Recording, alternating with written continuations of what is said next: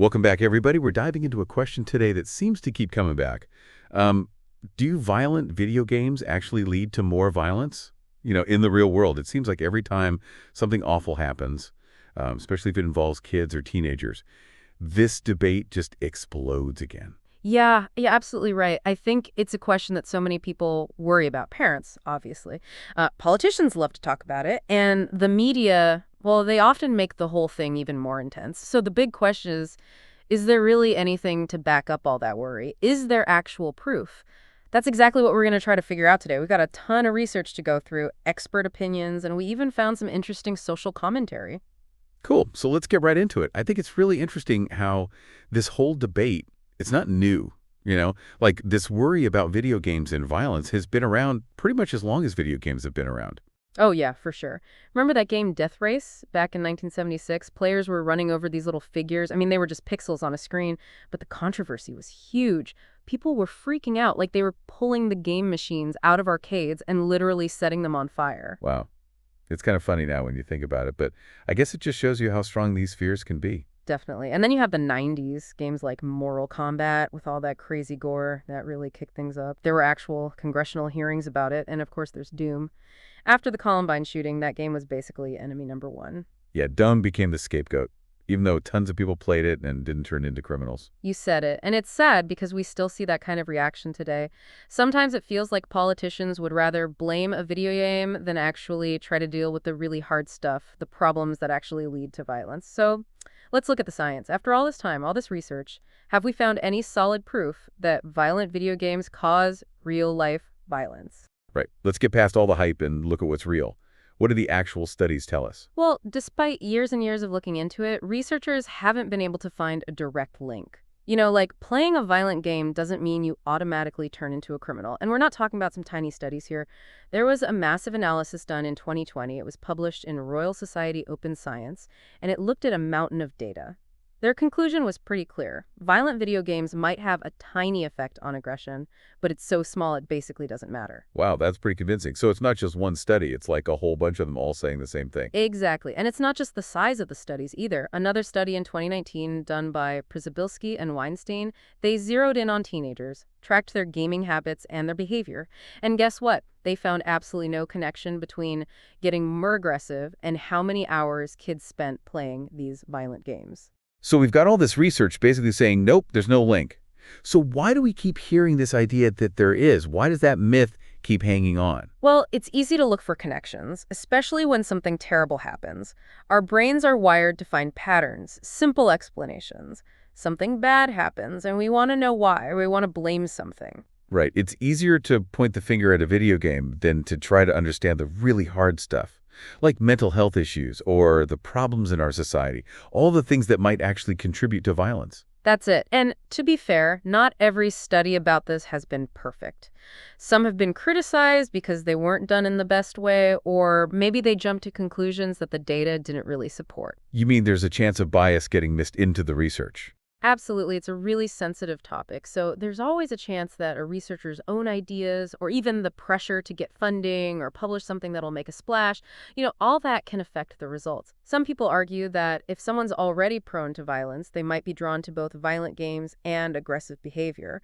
But that doesn't mean the games are what caused it. It's like saying people who like spicy food are more likely to start fires. It just doesn't make sense. Yeah, that's a perfect example. It's all about correlation versus causation, isn't it? Just because two things happen together doesn't mean one caused the other. Exactly. That's where it gets tricky. So let's hear what the other side has to say. What are some of the arguments from the people who don't think video games and violence are connected? Let's be fair and hear them out. What are their main points? One of their strongest arguments is that if you look at violent crime rates among kids and teenagers, they've actually been going down. And this has happened while video game sales have gone through the roof. If these games were turning kids into criminals, wouldn't we see crime going up, not down? That's a really good point. Hard to argue with those numbers. Exactly. They also talk about the good things that video games can do. A lot of games help people relieve stress, improve how they think, even help them control their emotions better. Right. And let's not forget that some video games are used for really positive things. They think about the military. They use tons of simulations for training. and there are games designed specifically to help people learn to be more kind and helpful. You got it. It's so important to remember that video games is a huge category. Saying they're all violent is just not true. There are so many different kinds with all sorts of themes. Some are educational, some are like art, and yeah, some have violence in them. It's like saying all books are the same because they're made of paper and have words. We wouldn't judge a cookbook by the same rules as a horror novel, right? Exactly. You have to look at each game on its own, and that's where context and critical thinking become really important. Okay, so what does all this mean for parents, teachers, anyone trying to figure this whole debate out?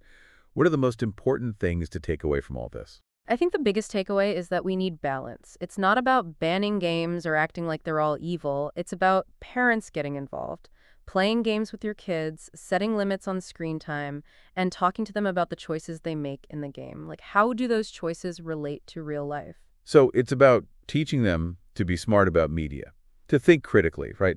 Give them the tools to understand and decide for themselves what the media they're using really means. Exactly. And we can't forget violence is complicated. There are lots of factors involved. We can't just point at video games and ignore things like mental health, whether people have easy access to guns, poverty, all the social problems that play a part. It sounds like we need to focus on the bigger picture, work on those root causes instead of freaking out about video games. Absolutely. Blaming video games is just a distraction from the real work that needs to be done. It's been really interesting to see how all this plays out online. We found this Reddit thread where this kid, like 14 years old, was getting grief from his dad about playing Counter-Strike. Oh yeah, I've seen those. It's like the classic argument about screen time, but happening online. Totally. But get this in the thread, a bunch of other parents were actually supporting the kid, saying, hey, my kids play these games and they haven't turned into criminals. Oh, that's kind of nice to hear, actually. Sounds like more parents are realizing that video games aren't some big, scary monster. For sure. And one commenter who said they teach like gaming and communication in college made a really good point. They said there's no research that shows a long-term link between games and violence. Which fits with all the studies we've been looking at, right? Seems like the science has settled on that. Yeah. And this commenter went on to say that, sure, some studies show a little uptick in aggression right after playing, but it's usually about the same as, if you had a really competitive soccer game or something. Uh-huh. Yeah, I've seen some pretty intense arguments break out over board games. It's true. And someone else brought up how some games, like the survival kind, can have a really rough online community, and that might spill over into real life, stuff like doxing, swatting, harassment. It can get nasty.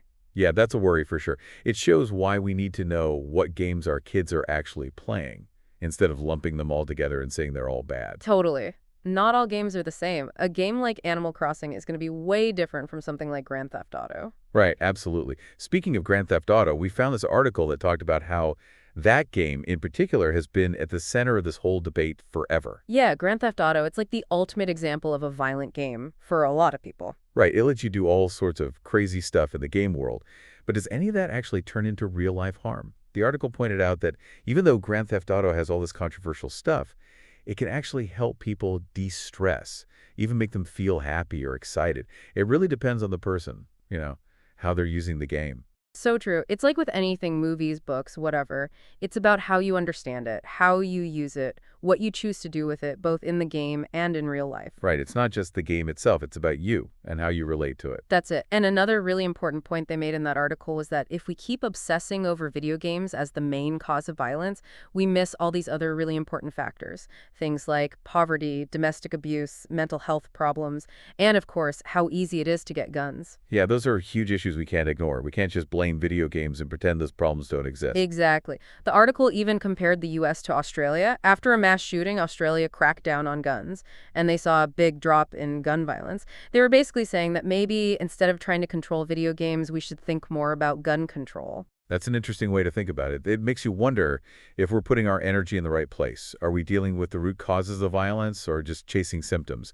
So if it's not video games, what should we be looking at to understand why young people become violent? That's a tough question. No easy answers there. But one thing that stood out in our research was this idea of social contagion. Social contagion. Okay, that sounds kind of cool. What's that all about? Well, they did this study where they looked at the idea that aggression can actually spread between people, like through their social networks, kind of like a virus.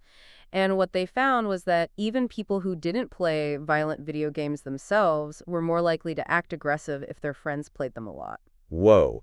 So it's not just about what you see or do, but also what the people around you are doing, like the norms you're exposed to in your group of friends. Precisely. It's like violence can be a learned behavior. We pick it up from our environment, the people we hang out with. It's a reminder that if we want to tackle violence, we got to think bigger. It's not just about individual people, it's also about social stuff, the environment. There's that saying, you're the average of the 5 people you spend the most time with. Sounds like our friends really do have a big influence on us. But this brings up another question. If violent games don't directly cause violence, what about this whole desensitization thing?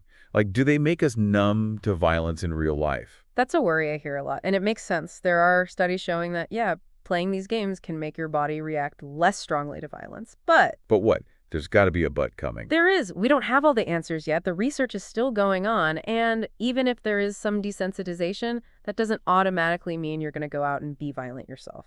So it's not a simple A causes B situation. There's a lot more to it than that. Exactly. Human behavior is so complicated. So many things affect what we do.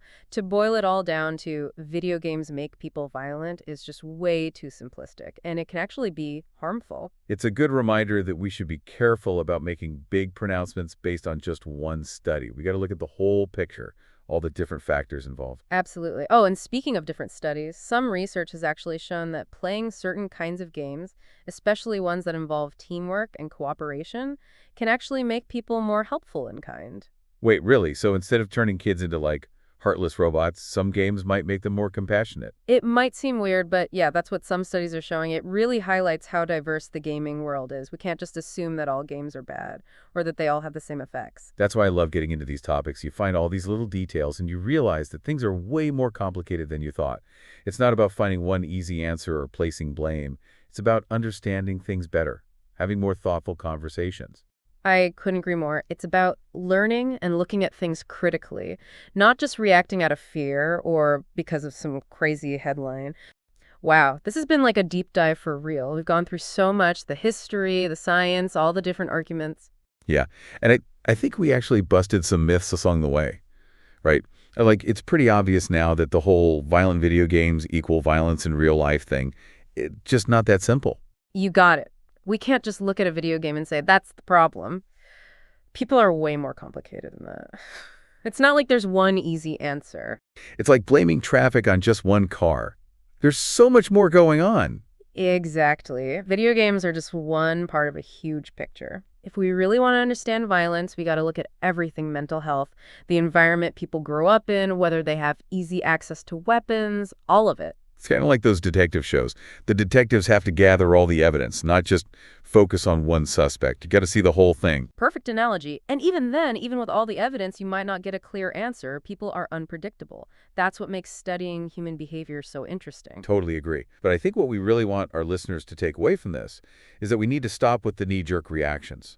Freaking out and blaming video games. Let's have smarter, more informed conversations about this. Absolutely. We need to encourage people to think for themselves, to understand the media they're using, especially young people. What if, instead of trying to ban video games, we focused on understanding them, using them in good ways, even using them to make things better? Exactly. And let's not forget, for a lot of people, video games are fun. They let people be creative, connect with each other. They can even help people learn and deal with stress. It's about balance, right? Enjoying the good stuff while also being aware of the risks. And talking openly about the things we watch and play, whether it's games, movies, anything. Absolutely. We need to help people make good choices, learn how to handle all the complicated stuff in the digital world. Okay, so as we wrap up this deep dive, I want to leave you with something to think about. Ooh, I love those. What's the question? If we can get past this idea that violent video games are, like, the source of all evil, what are the real conversations we should be having? About violence, about aggression, and how media affects us. That's a great question, and I hope everyone listening will really think about it. It's a conversation that needs honesty, empathy, and being willing to challenge our own beliefs. Well said. And it's a conversation we can't just ignore. Thanks for joining us on this deep dive. Until next time, keep learning, stay curious, and keep those conversations going.